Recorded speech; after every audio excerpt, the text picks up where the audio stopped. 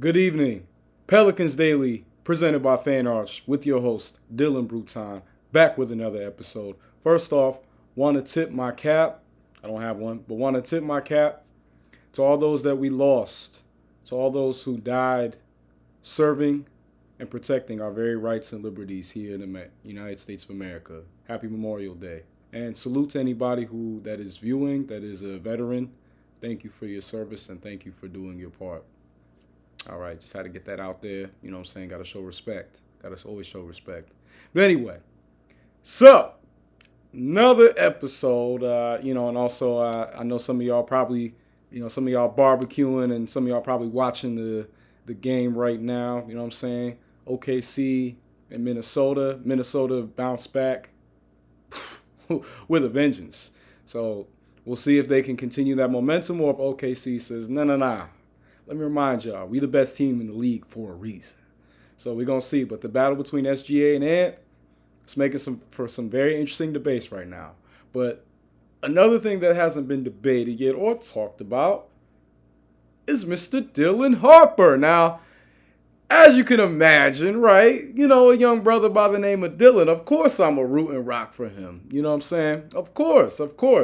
By far, obviously, as a Duke fan, I think Cooper Flagg is the best player of this 2025 draft class. But as far as like who is my personal favorite player to watch and who I had like the highest amount of hope and expectation for, it had to be Mr. Dylan Harper. You know what I'm saying? I'm a big fan of guards who can create their own shot, score all three levels, and just play with that dog mentality. That sounds all so cliche, but that's the kind of ball that I grew up on, okay? That's the kind of basketball that made me fall in love with the game. You know what I'm saying? I grew up on the Kobe, AI, T-Mac, Vince Carter, era. Like that. So when I see like a guard that has that type of attitude, that plays with that type of chip, oh yeah, I'm rooting for you. I want to see what you can do. Now, I've talked about a variety of players. There's a couple more to talk about. Again, draft talk is going to be the primary talking point until, the off season fully hits us and we get into free agency and see what trades might be made. But I've talked about players that are like directly mocked to us, right? That I've seen on various websites. And I've even talked about a guy like Ace Bailey, Mr. Harper's teammate, who knows what happens with his draft stock. He's a very polarizing prospect. I think his ceiling is incredibly high. I would say it's right up there. It's like not too far off from Cooper's personally, and that's not to slight Cooper at all. I think he's one of the most well-rounded, cleanest prospects that I've seen in years. But his teammate, Dylan Harper, I think Dylan Harper, by and large, is one of the safest prospects in the entire draft. Easily. You know what I'm saying? And we got to get right to it. You know what I'm saying? Got the notes on deck, right? But Mr. Harper, 6'5", 6'6", point and two guard with a 6'10" wingspan. I'd be remiss to not mention the son of Ron Harper and the younger brother of Ron Harper Jr., who's playing with the Detroit Pistons right now. Ron Harper, in his day, was a very talented, oversized point/2 out in Cleveland. And before he was, and the Clippers, sorry, can't forget that. And before he went on to the Bulls, in more of a role, he was an all-star. He was like looked at as a young stud and a young star. And it's always interesting when you see, guys who play in the pros who are like either okay or, just you know what I'm saying? Like, and just a little like, my man is here he's here to cheer the team on. You know what I'm saying? He's here for locker room support. You need guys like those. But it's always interesting when you have a guy who was actually like an all-star, right? Multi-all-star. Guy who is looked at as a face of the franchise and then has a son who is looked at like that. And the most recent phenomenon I can think of with that is in the NFL with Marvin Harrison Jr. I mean, Marvin Harrison Sr. was a dog. Oh my gosh, those Colts offenses in the 2000s with Peyton Manning, Reggie Wayne, obviously Marvin Harrison, Dallas Clark, Brandon Stokely, Jerian James, Joseph Adai, Dominic Rhodes. I mean, I could just go on and on and on. And that's just on the offensive end, right? Offensively, they were insane. You know what I'm saying? Outside of the greatest show on turf, outside of the '07 Pats, I can't think of too many teams that just collectively had that much explosive offensive talent. And, some people feel like with Marvin Harrison Jr., he might end up being better than Pops. How rare is that, right?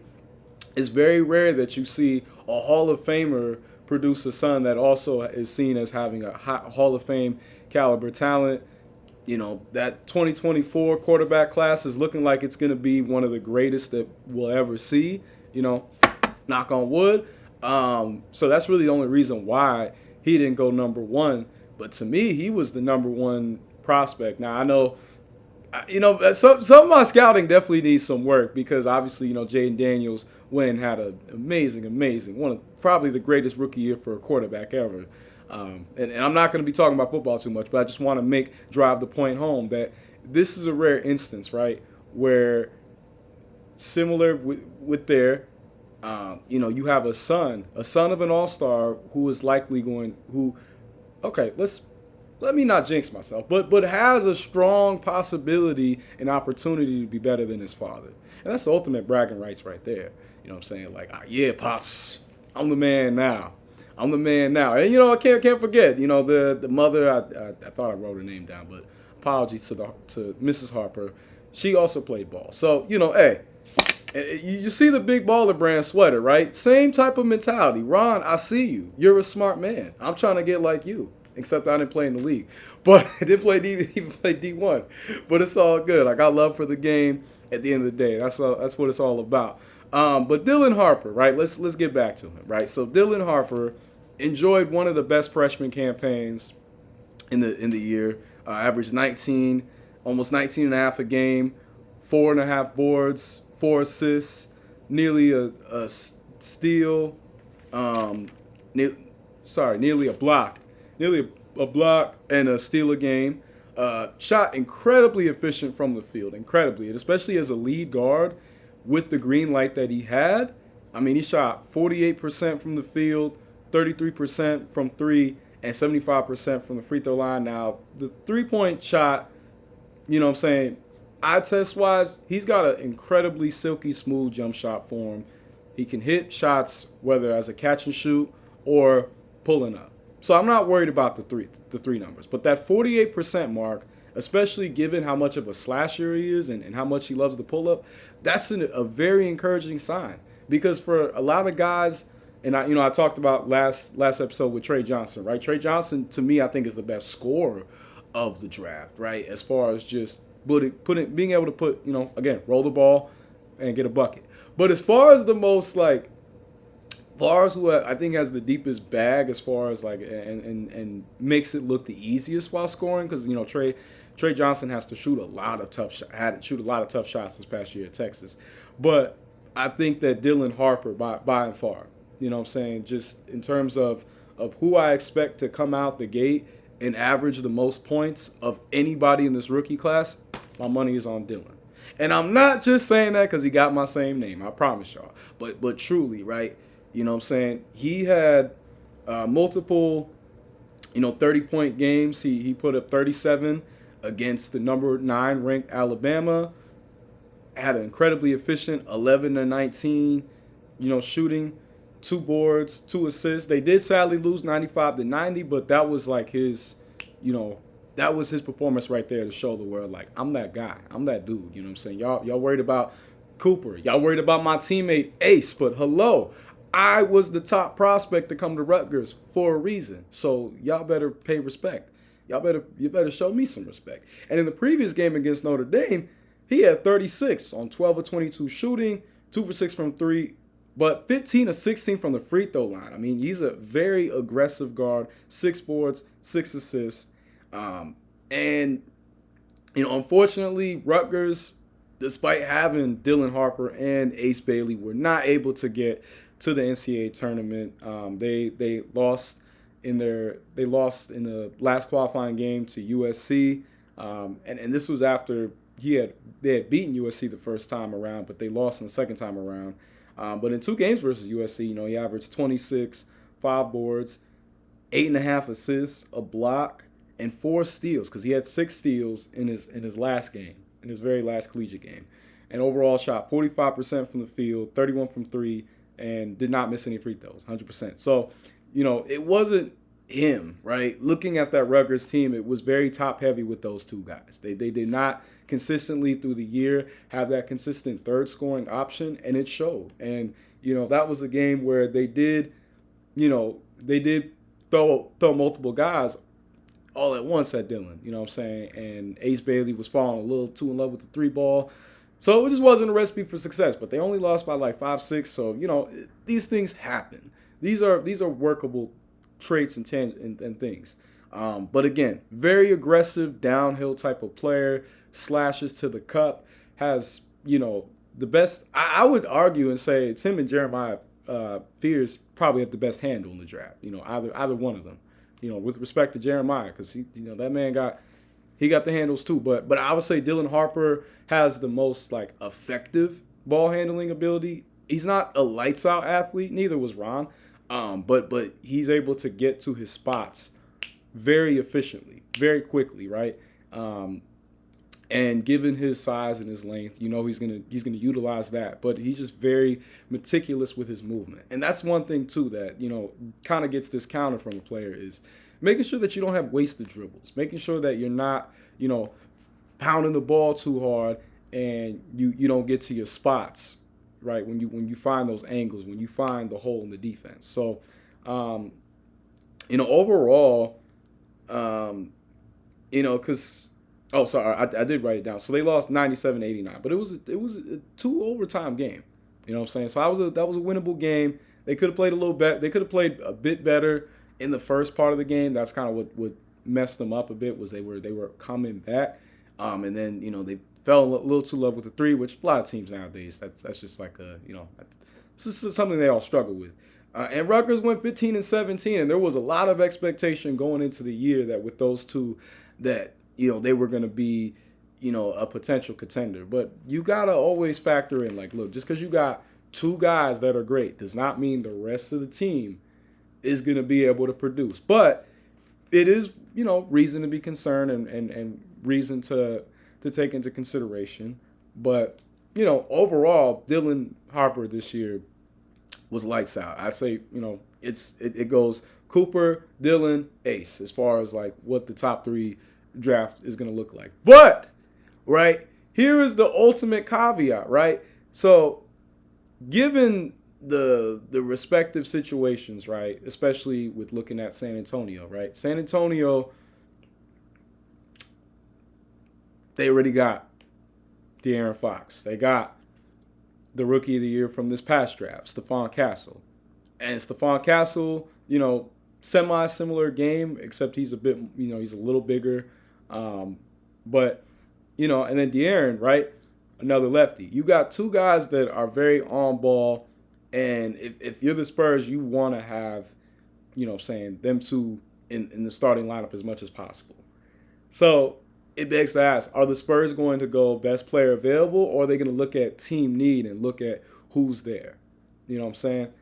Philly, right? Philly already has Tyrese Maxey, already has Jared McCain, who was looking like the Rookie of the Year, and obviously injuries, but, they got those 2.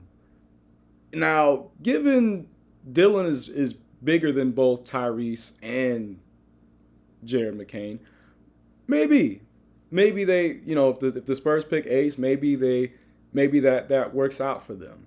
You know what I'm saying? So there's a lot of question. Then, I've seen people say, the Bucks might trade up in the draft, try to get the second pick so they can, if they trade Giannis, if they put together a deal and they trade up, they get Giannis And they get rid of Giannis, they'll, restart things with Dylan. So there's a lot of different factors here. So that's why I say nothing's impossible. We've seen crazier draft falls. I'm going to stick with the NFL, but Aaron Rodgers sliding all the way to pick 24 after, he was looking like a top 5 pick at worst coming out of Cal. People had questions about him playing in the Tedford offense, which at the time was seen as too quarterback friendly. Which is funny given that Alex Smith went number 1, who was in a very quarterback-friendly offense under Urban Meyer at Utah. But we're not here for football. But you know what I'm saying? So we've seen crazier draft falls. Obviously, most notably, this literal, 2 months ago was Shador. I mean, he should. I know for the Saints fans watching, Shador should have been a Saint, okay? I just got to say that. Oh, I'm so mad about that. But it's all good. We're still talking ball.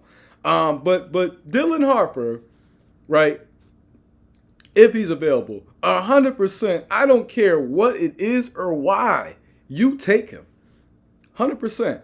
Because the star potential that he has, it's insane. So I'm going to list some players that he's been compared to. And the player that I see the most is James Harden, obviously kind of, lefty lead guard. Okay, you know what I'm saying? But I think he's a more aggressive James Harden, right? I think he's a James Harden that doesn't mind shooting the mid-range and doesn't mind and is not going to try to foul bait as much. Not to disrespect James Harden, but that has always been my biggest critique with him, especially once D'Antoni came into the fold versus when Kevin McHale was the coach. You know what I'm saying? I feel like Kevin McHale, was a better coach for him because he had Harden utilizing all 3 levels of the court. Versus when D'Antoni was there, it was, the step back 3 and free throws. To me, it undersold how talented he was, personally. And that's why they never were able to, get over the hump and beat Golden State. But hey, what do I know? But James Harden, Cade Cunningham, which he himself said that's a guy that he models his game after a lot, which I see that one as far as like they're both very, again, oversized guards who are very methodical. Dylan's a better athlete than Cade. And, that because one thing with Cade is he has to settle for a few more jumpers sometimes just because he's not a super explosive athlete. That's not his game. He's a little bit more, people forget, Cade was compared a lot to Luka coming into his draft process. So, Luka's not a lights out, jump out the gym athlete, neither is Cade. But Dylan can get up. He can get. He's not a lights out athlete. He's not like Ace as an athlete, or Cooper, or VJ, right? Because VJ is the best athlete in the entire draft. But he is athletic enough that you have to respect it, 100%. But Cade Cunningham, a taller Jalen Brunson, which I like that comparison a lot because like their usage of angles and the post game that they have, and that's one thing too that I think. I like a lot about Dylan Harper's game is that he's got a post game. For someone his age, his footwork. Now, you can obviously tell he grew up in a basketball playing house. You know what I'm saying? Just the fundamental refinement that he plays with is very advanced for someone his age. So that's a guy that's going to come in day one, can be a starter. Day one, I'm here to etch a name for myself. But I like the comparison with Jalen Brunson. I think that one, as far as like a taller one, that's also a good one. Kobe White, which, hair-wise and like play their play styles, I could see that one too. And Kobe has been steadily progressing. He's looking like the best UNC player since Vince Carter. And that's my Duke fandom right there. I just want y'all to know. That's me throwing a shot at UNC. But shout out to UNC. I do, they are one of the best programs in history, yes. But hey, look, y'all ain't had a star since Vince Carter. That's all I'm gonna say.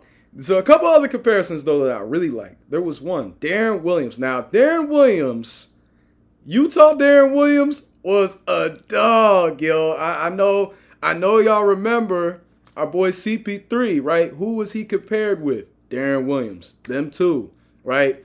And obviously 2 very different players, you know what I'm saying? CP3 was the ultra quick, explosive acceleration, but smaller, more diminutive. Then you had Darren Williams, the bigger, stockier lead guard, you know what I'm saying, very smooth, picked his spots well.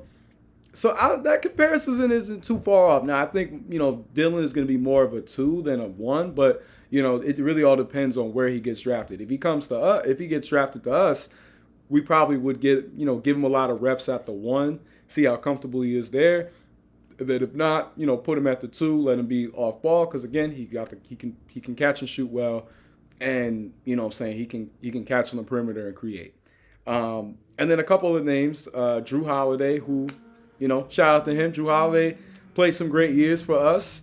Was an integral part of us making the playoffs in 2015, and one of the best two-way players of his day and age. And the very little bad that you can say about Drew Holiday, but people forget that Drew Holiday, when he was in high school, like you watch his hoop mixtape and John Wall's, not too different, except Drew had a jumper.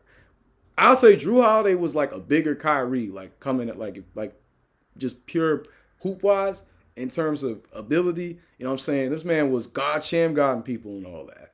It just making it look so easy. So the fact that he became like a more like technical, fundamental type of player, like I always laugh because it's like, man, I remember watching you coming out of high school and you were like super flashy, flamboyant with your style. But Drew Holiday's an NBA champ, a two-time NBA champ in 2021 with those Bucks, and last year in 2024 with the Celtics. So, defensively, if Dylan can get to a Drew Harper level, hey, with the offensive game he already got, oh yeah, you're looking at a superstar player. And then the last guy, Jalen Williams, which I like that comparison a lot too. I mean, J-Dub has been doing his thing. He is, he's the second banana to SGA, which I'm actually surprised that not a lot of people are comparing Dylan to SGA because I can kind of see some comparisons there.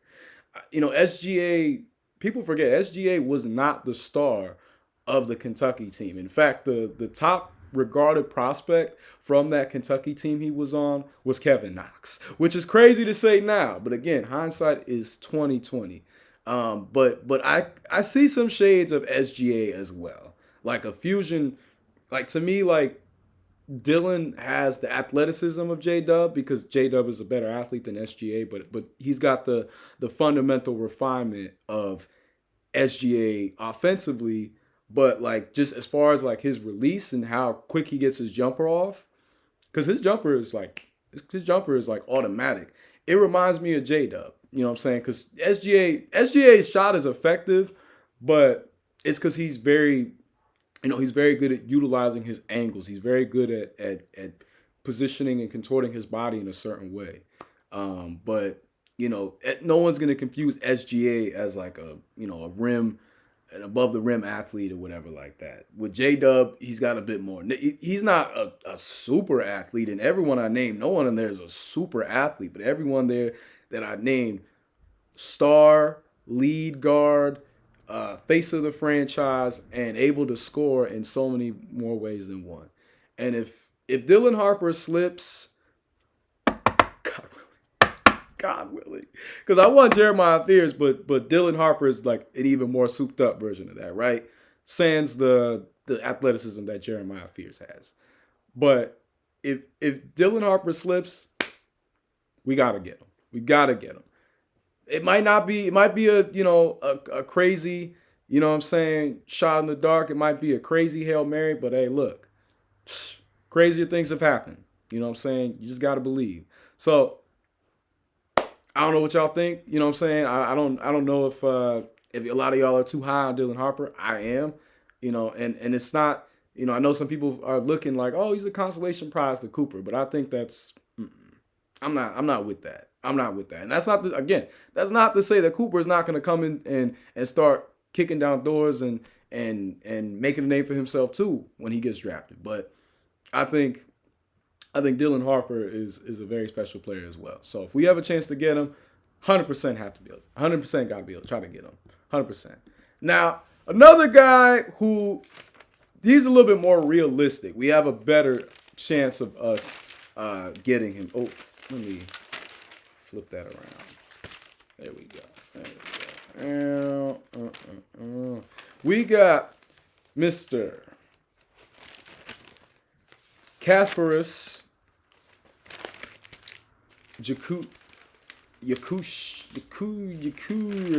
I got his name. Oh my gosh. What? Hold up a second. I wrote a whole thing. There we go. All right. Back to scheduled programming. Kasparas Jakucionis. Jakucionis. Yeah. Kasparas, if you're watching this, my man, I apologize. Your name is not the easiest to pronounce, but after you say it a few times, it's a little easier. So yeah. So Kasparas Jakucionis is a player that I've seen on a lot of mock drafts. Either some people got him as high as is in the top 10, going as far as like top 5 through 8, which, and then I've seen him more from end of the lottery to 20. So he's a very unique prospect. 6 foot, another oversized lead guard, 0.2, 6'6". Enjoyed a great freshman campaign at Illinois. Illinois was in the NCAA tournament. I'm saying they only played in 2 rounds, but they played well, needless to say. And he averaged 15 a game, nearly 6 boards, nearly 5 assists. The only thing, almost 4 turnovers a game. So that he's got to work on holding on to the ball. He's got to work on making smart passes. Nearly a steal a game as well. 44% shooting, around 32% from 3, and about 85% from the free throw line. Now, in his his final 3 games, including the Big Ten tournament going into the NCAA tournament, averaged 14 and a half. Oh no, sorry, this was for the 2 games they played in the tournament. Yes. So the 2 games that Illinois played, he averaged 14 and a half points, 7 boards, 6 assists. He gets 6 turnovers though, and the shooting numbers were ugly. I ain't gonna lie. 33% from the field, 28% from 3, and 91% from the free throw line. Now, as a player, because I was watching a lot of his film, and he comes with a lot of refinement. From playing in FC Barcelona, before, because he's from Lithuania, and before he came, his freshman year, he played for FC Barcelona. So there is when watching him, there's a confidence that he plays with. Talking about Dylan Harper, of the refinement, the fundamentals that you can obviously tell it helps in having a former pro as your dad. With Kasparas, watching his game, I think him playing under that European system, I think that helped his game a lot. He looked very confident as a whole, and I think that's kind of the source of the turnovers, is that invincibility of I can make this pass. It's not difficult. Don't nobody get on my case. But just kind of have that I got this. I ain't worried. You know what I'm saying? But sometimes that can lead to inconsistent energy and effort. And that was the thing with him, is that, he started the season slow. And then the middle of the year, he was on a tear. He had 10, 20-point games. He showed that all around skill set, showed that he could be a team leader right away. And then he finished the rest of the year a little off, a little iffy, right? But in the under 18 European Championship this in the summer prior to his freshman year, he averaged 19 a game, 5 assists, and made 2 threes a game. And that's kind of what got him under the radar even more of NBA scouts. That was when he started being included into mock drafts.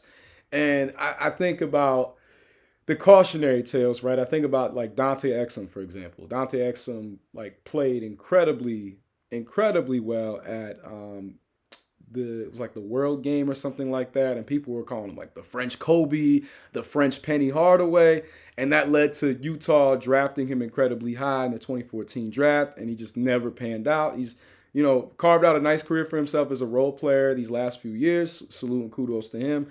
But that is the ultimate worst case scenario, right, for Kasparas. But the players that he got compared to Austin Reeves, who had he's been breaking out every year, 3-level scorer, can pass the ball well, can space the floor. Not the most athletic, and you got to worry about some of the defensive liabilities out there, but you pair the right people around him, you might have someone who can be a good maestro, who can, again, make the job easier for other players out there. Goran Dragic was another player that he was compared to, which I like that comparison, like taller-wise, because, again, he plays with a bit of a chip. He plays a bit more aggressive, confident. Goran Dragic played very confident and aggressive in his career. I got to meet him. Very cool dude when he was on the Suns, but he enjoyed, even better success when he was in Miami. And obviously he had that time in Phoenix too, but he really took his play up to another level in Miami. Another guy's been compared to Brandon Podzinski, who, solid starter next to Steph Curry in Golden State. Very versatile player. And I think with Pods, even though he's not the greatest defender, he gives great effort. So that's the type of energy you want to see from Kasparas moving forth. Some of the other guys he was compared to, Max Christie, who, I think Max Christie has a lot of untapped potential personally. I think that is a player that if Dallas is not going to keep him around, I think we should look into see, potentially, just never know. But I didn't mind that comparison as well. I thought LA shouldn't have let him go. I know like they had to put things together for that Luka trade, but I thought he was a player that they should have, kept around to see what he could do. I mean, yeah.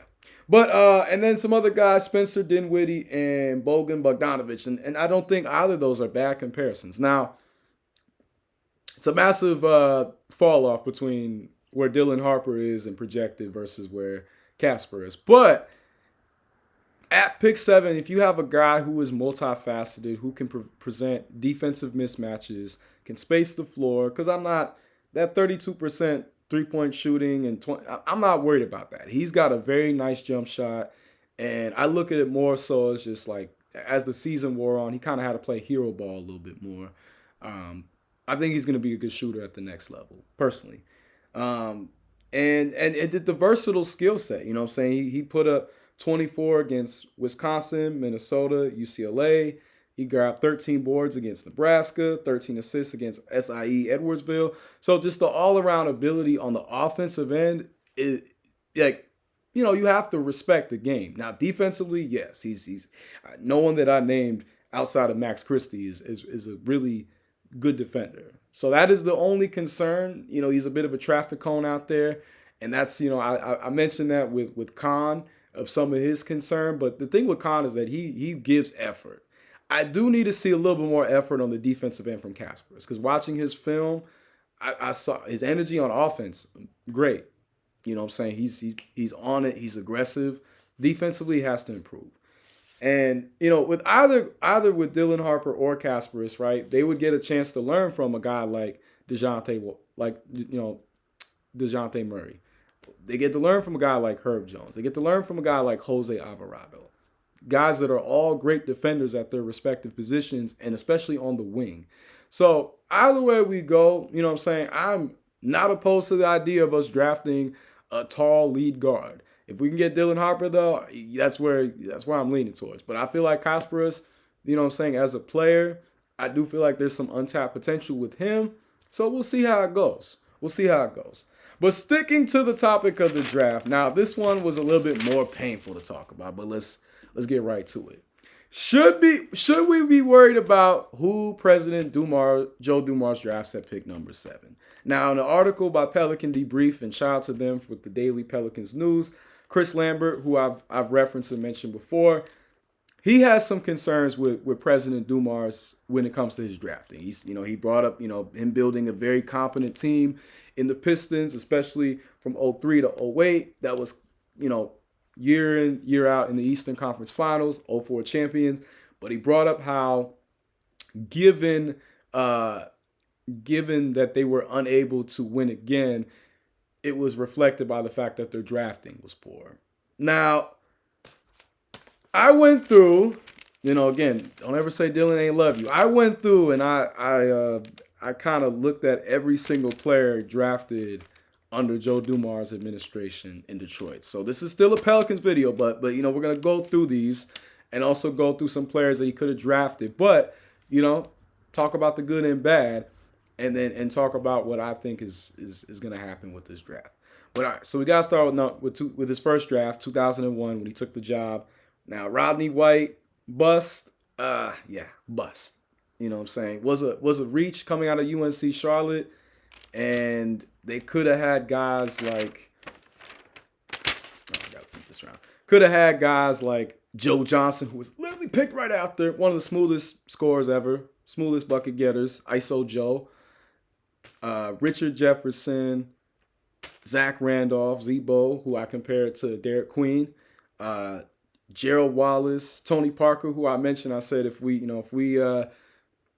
which team? But I said if we get the 28th pick, right? He was picked the 28th, and then Gilbert Arenas in the second round. So that draft hurt. That one hurt because there was a lot of guys that would have been able to, play well for the Pistons. But they drafted Mehmet Okur that same year. Mehmet Okur was a very valuable role player off the bench for the Pistons. One of the first effective 7-foot big men stretch fives that I really remember seeing. And he drilled some big shots for the Pistons in their playoff run in the finals. And then he carved out a really good career for himself in Utah next to Darren Williams, next to Andre Kirilenko, who a lot of people have compared Cooper Flagg to, but just on steroids, which is a scary player. And then Carlos Boozer. And, so that's a good pick. 2002, I think this is one of his best picks. He picked Tayshaun Prince. Obviously, I talked about how Herb Jones has a lot of Tayshaun Prince in his DNA. Both lefties, both very wiry, both can, be a distributor, handle the ball, and space the floor. And they're at their best being, a lockdown defender. So that was a lights out pick. Now, we're not going to get into all the players that he could have had in 2003 because we all know that was one of the biggest missteps and misses in NBA history. Picking Darko over Melo, Wade, Bosh, Mo Williams, Kyle Korver. I'm going to go into it, I guess. All right, Mo Williams, Kyle Korver, even a guy like Leandro Barbosa, right? Not picking, as we get on, picking those guys that high might have been a reach. But obviously, the first three, Melo, Wade, and Bosh, that one all hurt. And then in the second round, he picked up Carlos Delfino, who didn't really do much in Detroit, but once he got to Milwaukee, was a valuable 3-and-D for several seasons there. 04 draft. Oh, and then the other second round pick, Andreas Glenadakis. He never suited up in the NBA, so. 04, Ricky Paulding never suited up, so can't hold that one against him. 05, this was a draft that for Joe Dumars, he went a little bit more role player influence, you know what I'm saying?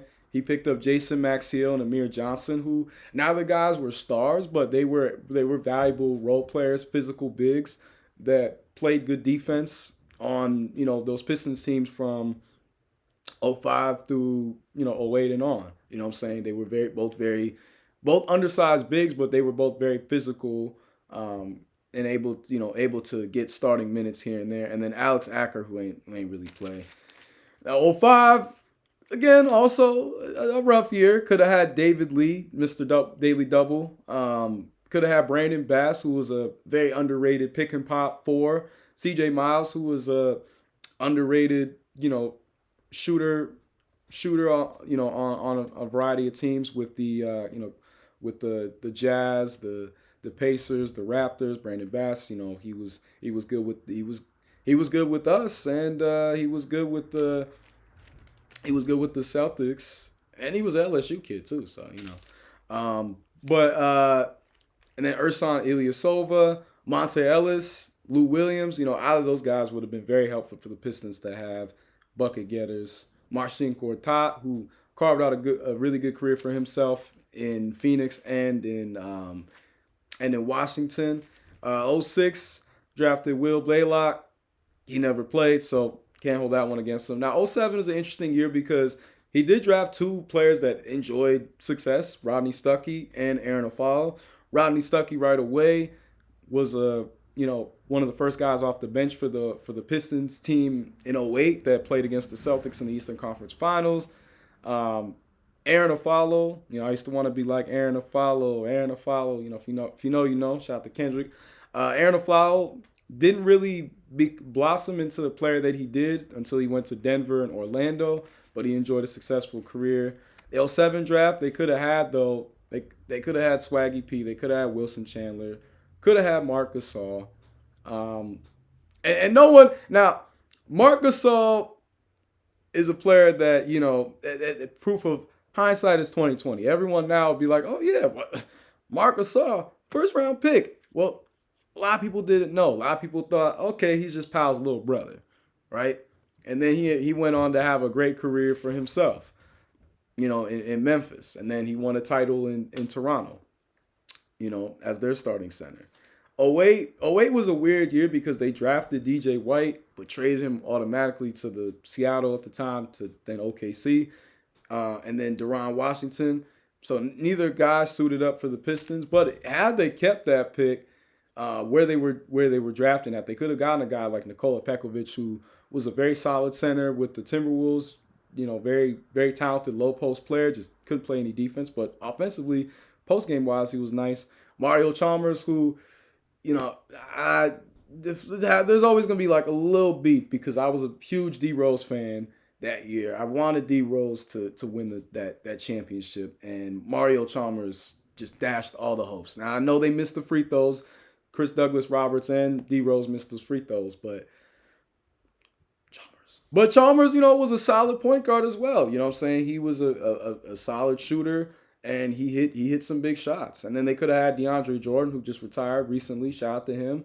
Met him. Great guy. Really cool guy to meet. And they also could have had Goran Dragic. And DeAndre Jordan, you know what I'm saying, was a great rim running type of big man. If we get a big like Kaman, then that's someone who I think he should look at play wise. And then obviously Yves Missy. It's another guy that he could study.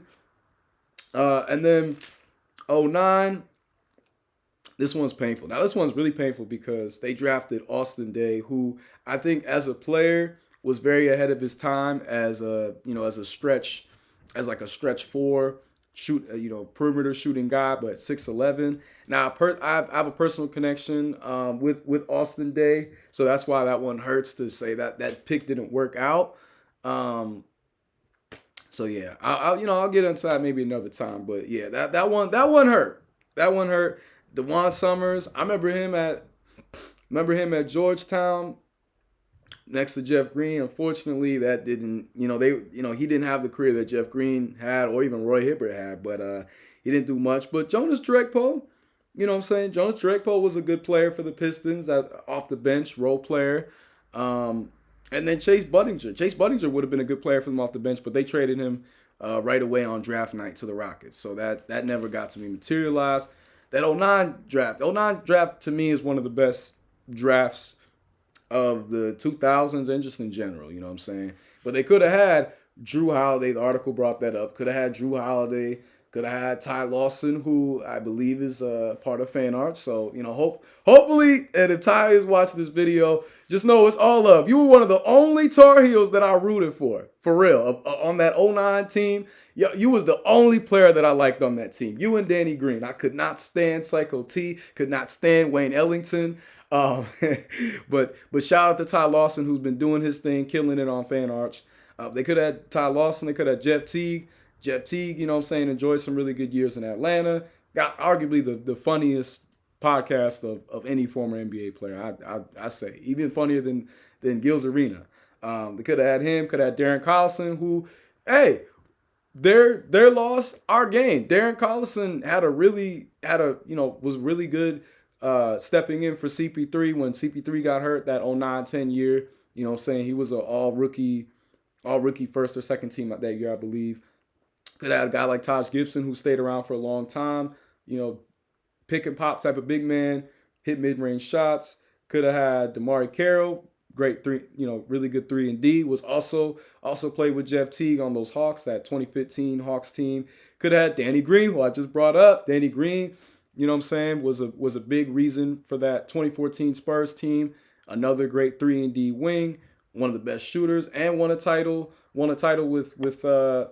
won a title facing. It's funny, he got drafted to play with LeBron, lost to LeBron in 2013, beat LeBron in 2014, and then won with LeBron in 2020. So it's quite the interesting like career arc.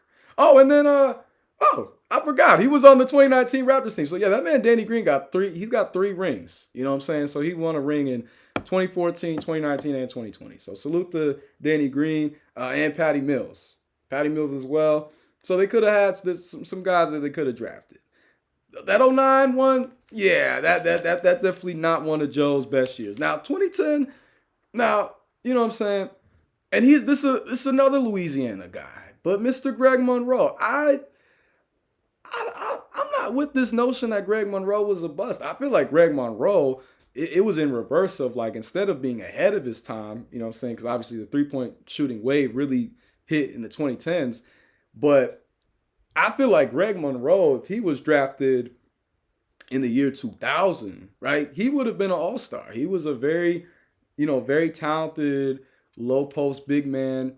You know what I'm saying? It looked like he was going to be one of the next up, you know, coming from that Georgetown pedigree with, you know, guys obviously like Pat Ewing, Dikembe, rest in peace, Dikembe Mutombo, Alonzo Mourning, later on with Othello Harrington, Roy Hibbert. It looked like, you know, and I'll include Greg Monroe on that, but it looked like he was going to be like better than Roy. He was going to be, you know, in that combo with the Pats and the Dikembes and Alonzos of the world.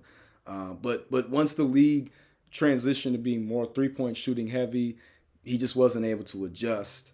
And they also picked up Tarico White, who was one of my favorite players at Ole Miss that year. That dude was like hoop mixtape gold, you know what I'm saying? But he just fortunately, he never suited up for them. But they could have had Gordon Hayward. They could have had Paul George, you know what I'm saying? They could have had Eric Bledsoe, who's, you know, I feel like is a very underrated player. And they could have had Hassan Whiteside. Now, a lot of people, I do remember when Hassan Whiteside was at Marshall. Not everybody was super high on him. I thought, you know, just off the defense and size alone, he would have been drafted higher. But he, you know, after bouncing around from Sacramento and then overseas, he carved out a really good career for himself in Miami.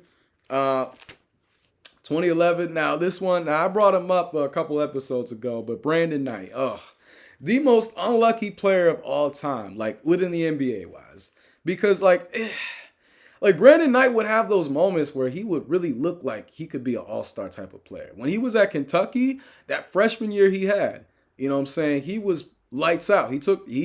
Terrence Jones, they went all the way to a national title versus Kemba and UConn. And Brandon Knight played a really good game.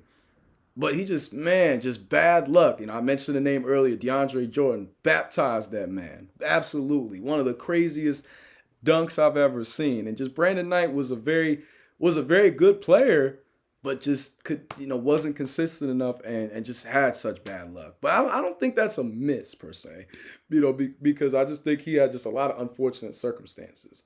Then they picked my guy Kyle Singler with their second pick off in the second round. And as a Duke fan, Kyle Singler was my guy, you know what I'm saying? Very, kind of, I would say like he was like Khan on steroids, you know what I'm saying? In the sense of like, you know, high level shot maker, very efficient, very gritty type of player, but was underrated in his ability to be able to put the ball on the floor. But I got none but respect for Kyle Singler. He started out his career well, and he was a very good shooter off the bench, but you know, unfortunately, it didn't last. And then Vernon Macklin, I remember him at Florida, but he never suited up for the Pistons.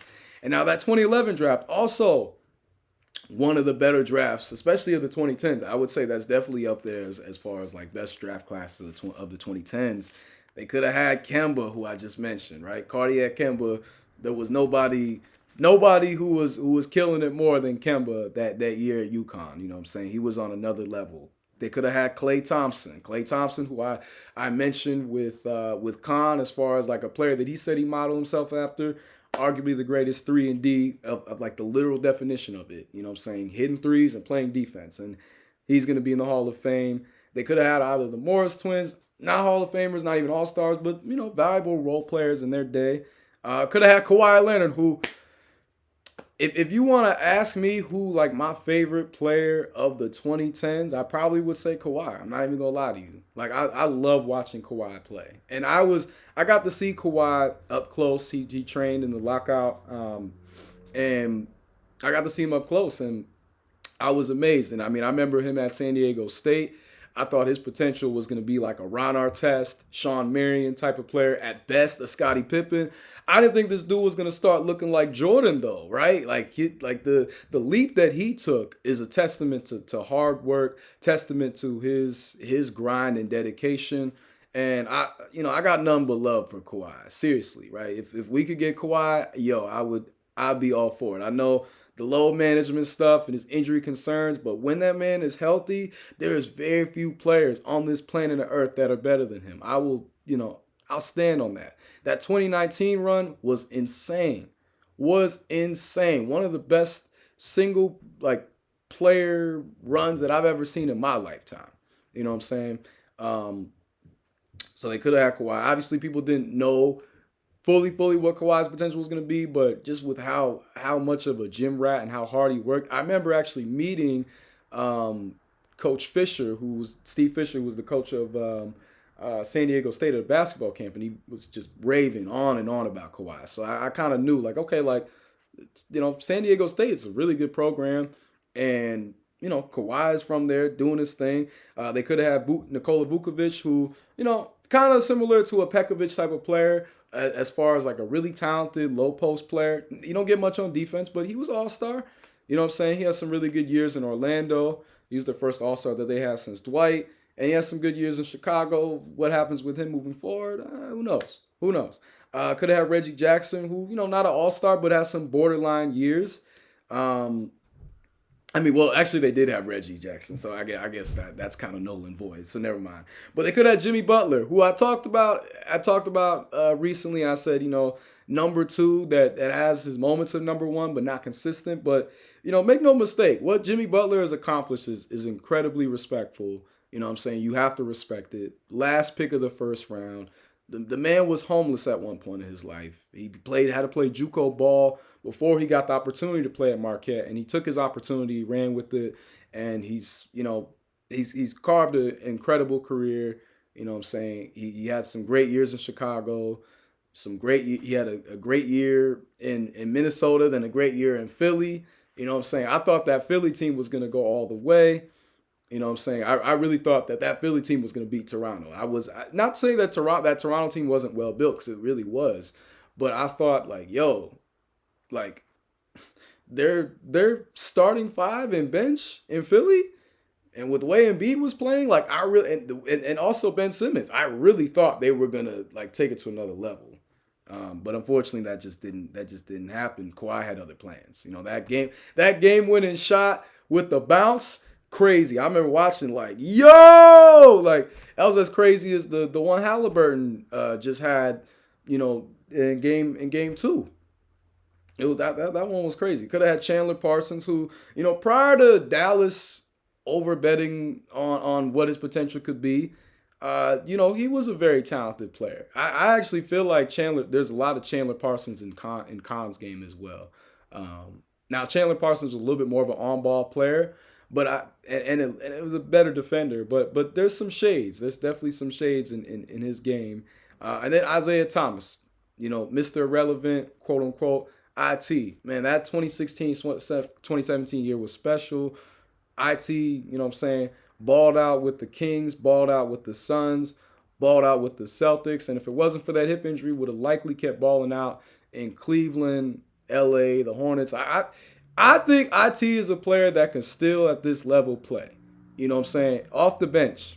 You can't tell me that he can't be in a Lou Williams type of role as a spark plug scorer. I would take IT in New Orleans right now. Granted, defensively, yes, you would have to make sure you pair the right people around him, but just going out and getting a bucket, injecting some energy into the second unit, yes, those type of players.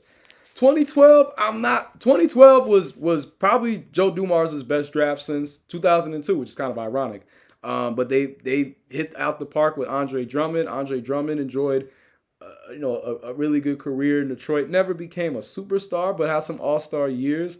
Was one of the best, back to the basket. Was one of the best like interior paint big men and rebounders.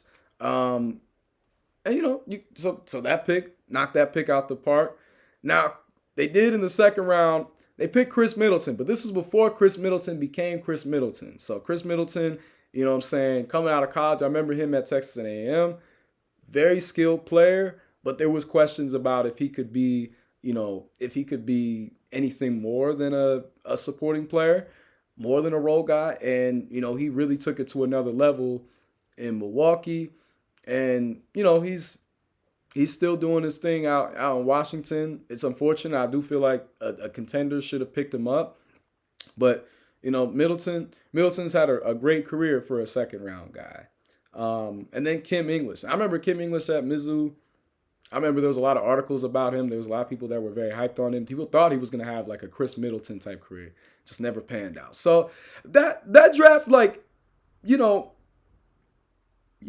overall, that was probably one of Joe Dumars' best drafts, next to 07 and next to 02. But overall, I'm going to concede because he's got two more drafts to talk about. Joe Dumars' drafting acumen definitely needs some work. I'm not going to lie. As legendary as he is, and I shouted out his many accomplishments, his resume. Salute to Joe Dumars. Truly, truly, truly. The drafting is definitely some cause of concern. Then and the only player that they would have been able to that you would have been able to say, oh, well, they should have picked him up was ironically a Michigan native, but Draymond Green. But we don't know if Draymond Green would have become Draymond Green in a system outside of Golden State. We just don't know. I think as far as like just that the hustle, the point forward ability, and the overall chip on his shoulder, the toughness, I do think Draymond was going to bring that anywhere. But we wouldn't have known. Then the 2013 draft, this one kind of hurt because KCP, Kentavious Caldwell-Pope, he was solid. He was drafted to provide some spacing when they had that front court of Greg Monroe and Andre Drummond, and he did as a 3-and-D. But they could have had, despite the draft not being definitely one of the weaker ones, they could have had our boy C.J. McCollum right now. They could have had the Rookie of the Year Michael Carter-Williams, although probably would have been derivative with Brandon Knight.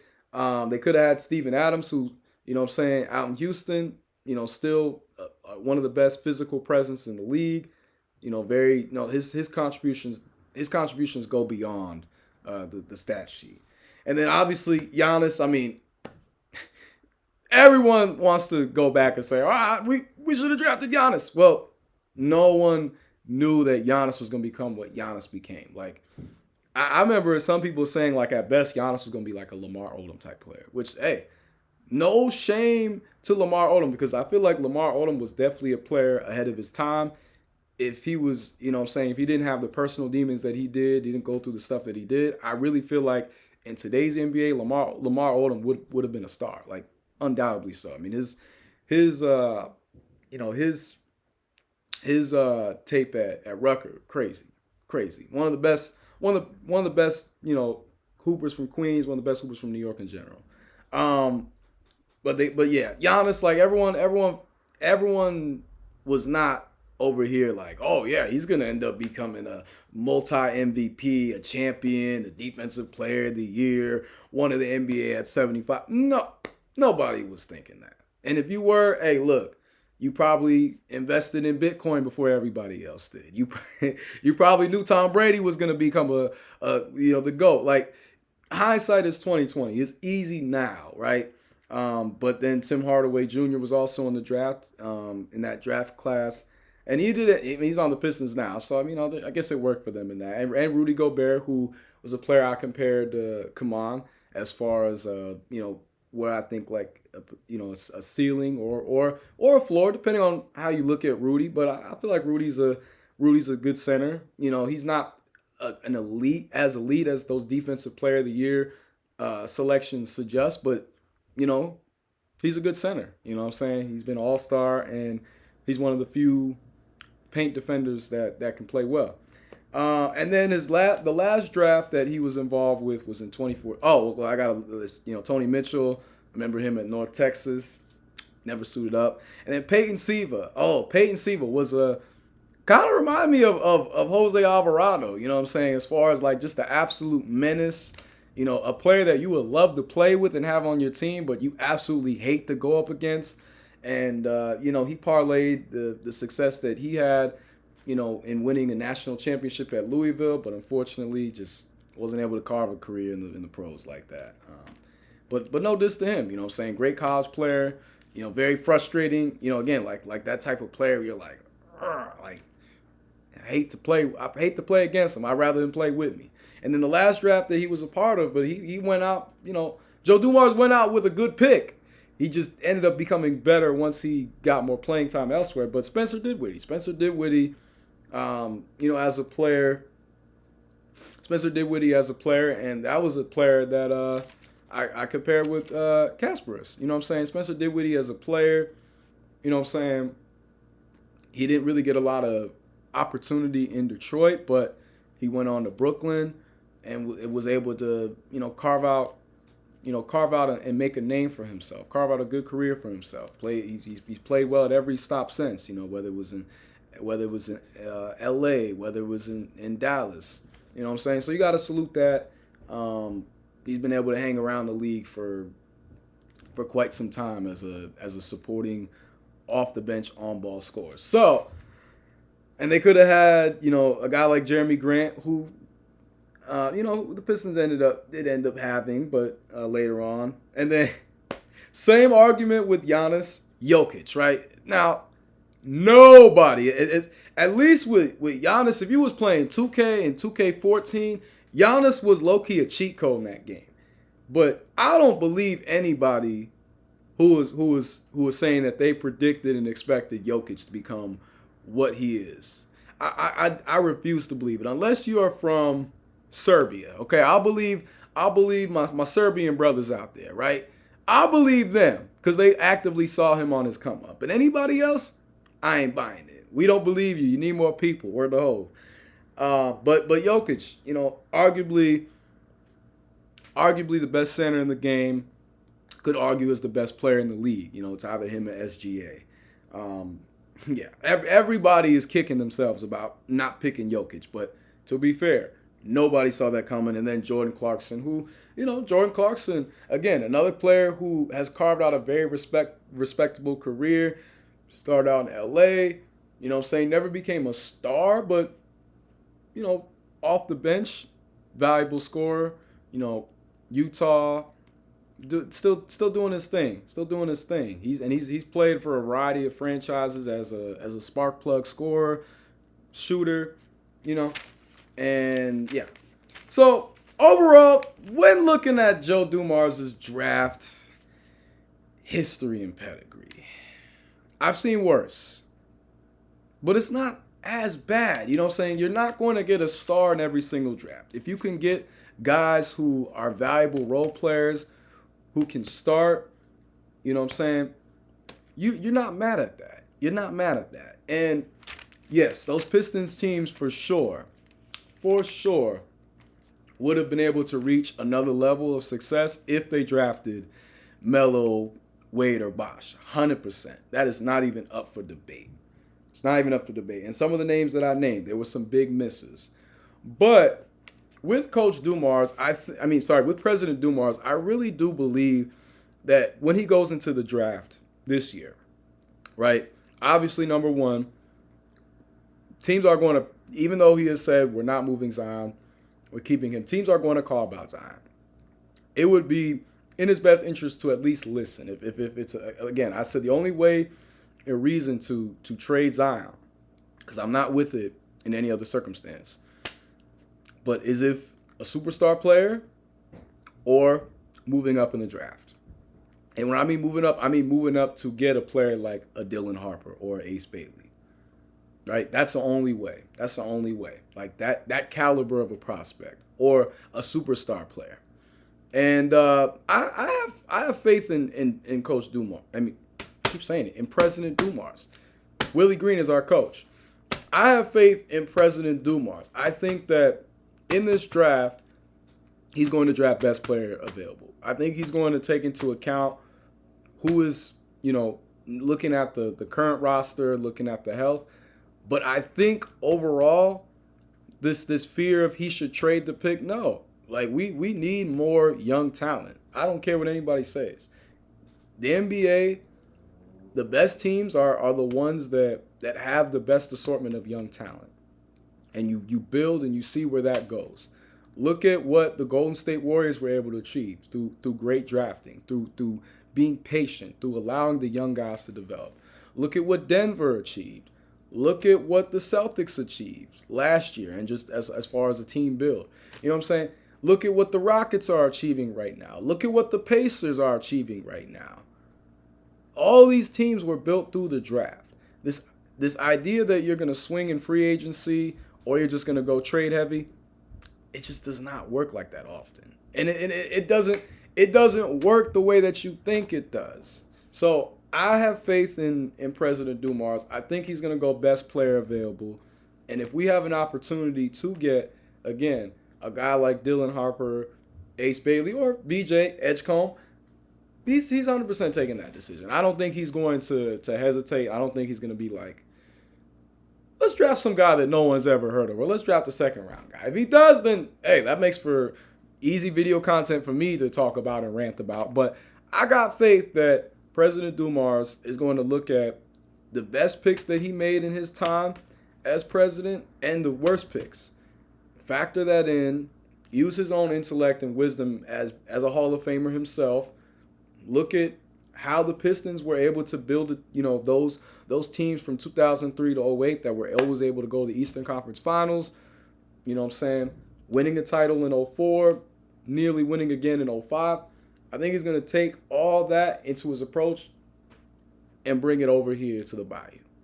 I got faith. In Joe Dumars, we trust.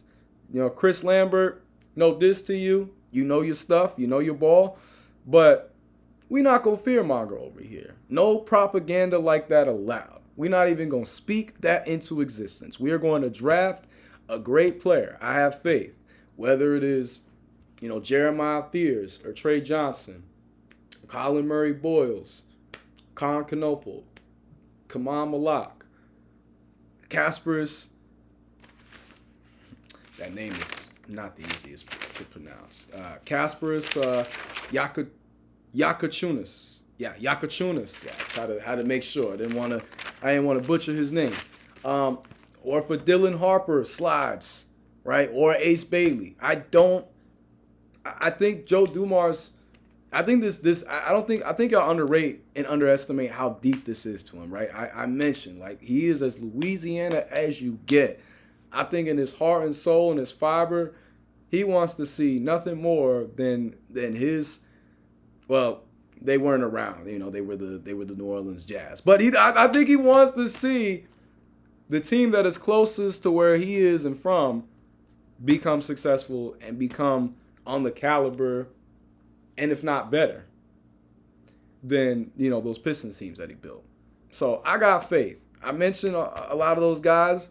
I mentioned like the good and bad with each of them. As far as who he drafted in his time in Detroit, but this ain't Detroit. This is New Orleans. It's a different speed, a different energy, a different culture, all entirely. So I got faith. In Joe Dumars, we trust. Ain't no more talk about fear mongering. And the only way there's any trade talk is if we get a trade package that is worth pulling the trigger for. Because this is a great draft class. This is one of the best draft class in years. So this is not the type of draft to trade out of. This is the type of draft to trade in and trade up. You know what I'm saying? And if we can get some more picks, even better. Because I could see something like that happening, depending. And I think ultimately CJ is probably going to be the most expendable, just given he could still play at a high level, but also his age, injuries, all that. I would hate to see CJ go, but if we are to trade any player, I feel like it would make the most sense with him, especially given you'll have DeJounte coming back. them two as players, that style. I mean, I think the styles and the play styles can mesh, but as far as like the value, right, of what a team that has any assets is gonna be like. Okay, we'll give you something. We'll make your troubles worthwhile. I'm leaving here with something. Word to Denzel. So yeah, I got faith in President Dumars. Y'all stay tuned though. And then last but not least, as I say, all roads lead to Zion. Well, so a tweet went viral by a young man by the name of Pranan Shuriman, who he said Zion Williamson is entering year 7 with 0 playoff minutes logged. I just got sick. I'm not gonna lie. That it makes me sick to my stomach, fam. Anybody here from Canada? But that does make me sick. That does make me sick. It's really unfortunate because that playing game that Zion had, I keep talking about it, but I'm not gonna let y'all forget about it. Right? That playing game that he had against LA last year, I think that's Zion. Truly and undoubtedly. I think that's who he is. I think internally, that's the Zion that we drafted. That's the Zion that we're building the team around. I think that is Zion, right? 40 points, 11 boards, 5 assists, a steal, a block. Outplayed LeBron. I'm going to keep saying that. Outplayed one of the greatest players of all time. Yes, I know he's 39, but still. And if it wasn't for that leg injury, they win that. We win that game. And the playoff seeding looks a little different. We don't go and face OKC. You know what I'm saying? We only lost that game by 4, 110 to 106. And that was brutal, man. Watching that live, I was so hyped for Zion. I was so hyped. And there was people that were replying, "Oh, he's a bust. Oh, he should be traded. Get rid of him." How many other players averaged 25, 7, and 5 on 57% shooting? How many? We calling that a bust? We calling that a bust? Really? Be real. Be so real. And please stop talking about basketball. Forever and forever. Has Zion, been the face of the league type of player? No. But man, that is a burden that nobody wants. That is a lot to ask. I still believe that he can do it though. He is 24 years old. 24 years old. There's way more time. And if point Zion, we unleash that, or we get a point guard that can really, really get him the ball, or he's out there expanding his range to mid-range. He's got a mid-range face-up. He's got a 3 ball that if you leave him open, he can hit. Sheesh! He's going to go crazy. Like, he's going to easily be a 30-plus scorer. Not even up for debate. If he gets his free throws better. Because that is one thing he does have to really improve on is the free throws. He's been getting better, but he's still shooting in the, high 60s, low 70s. That's we need more. It's not going to cut it. But, I want to bring folks back to his college run when he nearly took, that uber talented Duke team, my boys, my squad, to a national championship, right?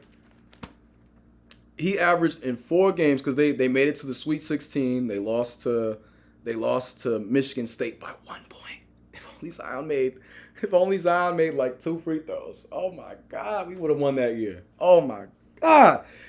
But he averaged in 4 games in the NCAA tournament, he averaged 26 a game, 8.5 boards, 2 assists, 2 blocks, 1.5 steals, shot 62% from the field, 53% from the 3. Zion was draining threes. Zion made like 9 threes in them 4 games. Okay? Zion was out there, pew, pew, pew. Free throw wise, a little weak. 47% from the free throw line. Yeah, that was just mentally, I think, just that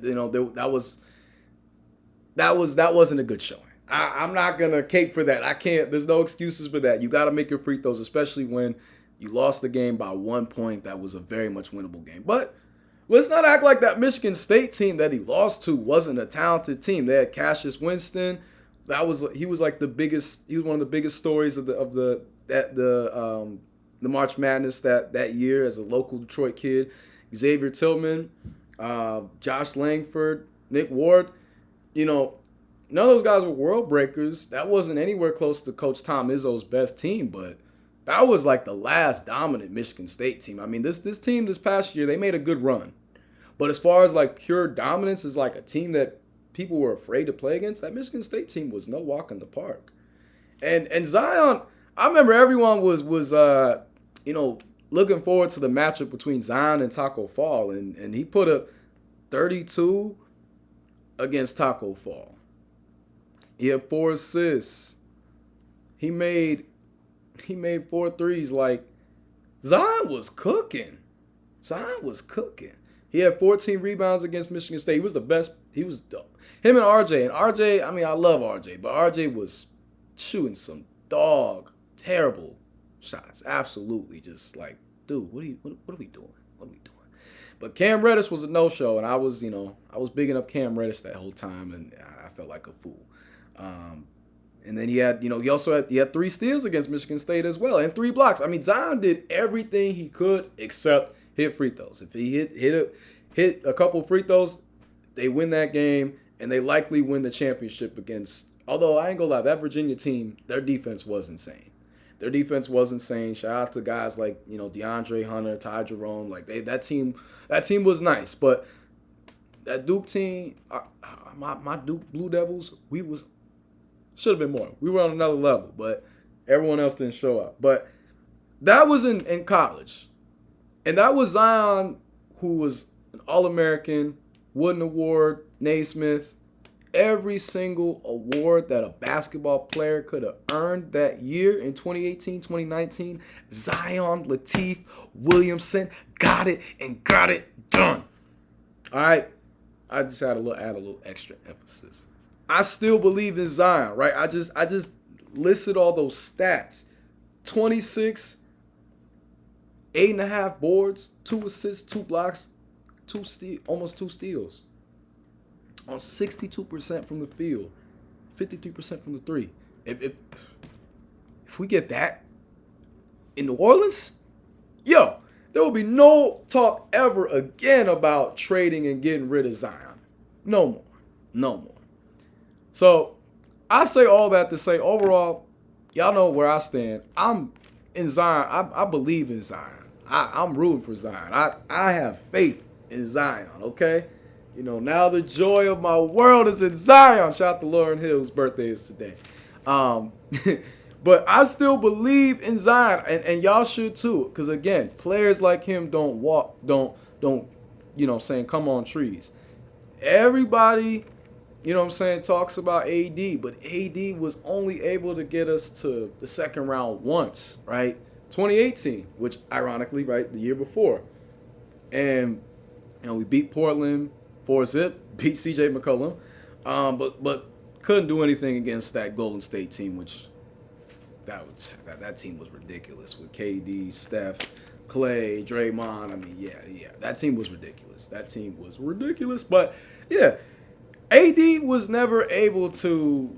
Unfortunately, I'm not trying to throw shots at him. AD had a great career for us, and I would argue he definitely is. In franchise history, yes, he is higher than where Zion is right now. Zion has to get to that level. Of consistency. But AD also had the injury problems and just never raised the floor to that level. Granted, it also had something to do. Granted, the teams around him were not like the teams that Zion has been on. But AD wanted out. Zion doesn't want out. We need to appreciate Zion more, right? He's a good young man. He's got to, focus on basketball, right? And focus on making sure that he is at his best with his health, with his on-court play, diversifying his game. These are all things that are fixable, though. And again, players who average 25, 7, and 5 just don't walk in the door willy-nilly. They don't just grow on trees. They're not just boom, bada bing, bada boom, here. No. So I really still believe in Zion. And that tweet went viral. It kind of rubbed me the wrong way because it's like, yo, why you punching down on my boy? Respectfully. Who does your team have? Who's your franchise corner piece? Because if you don't have an Ant Edwards or an SGA or even a Jalen Brunson or a Halliburton, or you don't have a, you know what I'm saying? Like, if you don't have an actual, you don't have a Luka, you don't have a Tatum, you don't have a Jokic, you don't have a, you know what I'm saying? If you don't have a star, who is you to talk about Zion? Respectfully. You know?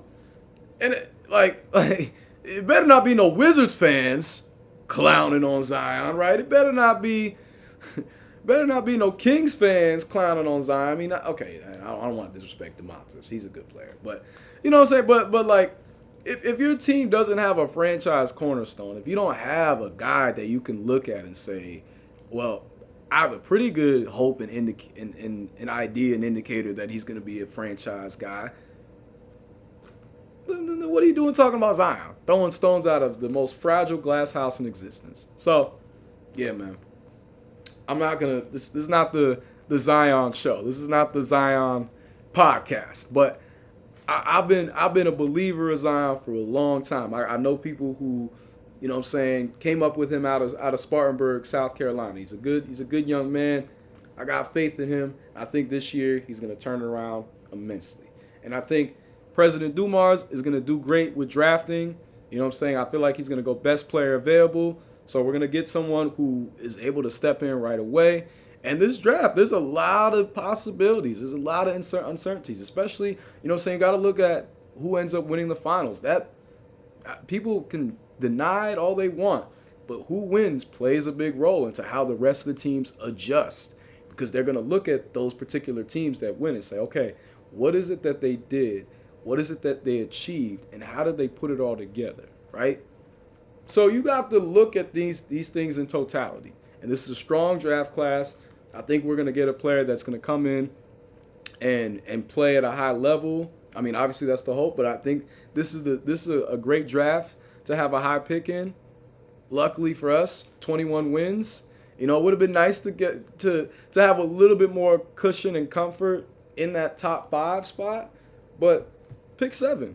We can make it work. I got faith that we're going to make it work. You know what I'm saying? I name guys who were picked 7. Bernard King, Chris Mullin.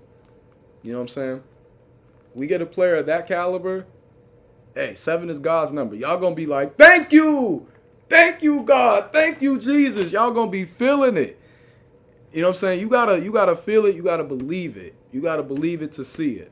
You know what I'm saying? And it starts by speaking positive. Into the team. That's just on a deep level. But you want to look at the successful teams, it comes down to culture, attitude, and the way that they move as a unit. And if we build that strong culture, anything is possible, right? The level of success that LSU has, that needs to be the mentality. And again, Joe Dumars being a native Louisianan, I got faith he's going to do right by the only team from Louisiana. So, yeah, man. I've said my piece. I've said a whole lot. Once more, though, enjoy yourselves. Enjoy your times with your family. You know, shout out to all the veterans. Respect and salute to you. And long live all the ones that we have lost who served, fighting and protecting our rights. This has been another episode of Pelicans Daily presented by FanArch. Make sure to like, share, subscribe. Follow FanArch on all social media, doing amazing things. Like, share, subscribe with this page. Follow me at Dylan_Bruton 10 on Instagram. If you want to talk ball, you want to tell me that my takes today were great or they were bad, whatever it is. You know, lean more on the positive, but still. And I really appreciate it. I'll be reading through all y'all comments. I'm like, yo, these people need to hit me up. We got to talk. We got to talk for real. So again, you know what I'm saying? Much love to y'all. Thank y'all for the support. Each one teach one. Iron sharpens iron. We're only going up from here. Only going to get better as time advances. But y'all stay blessed. Y'all stay beautiful. Happy Memorial Day. And enjoy the rest of y'all weekend. Ciao.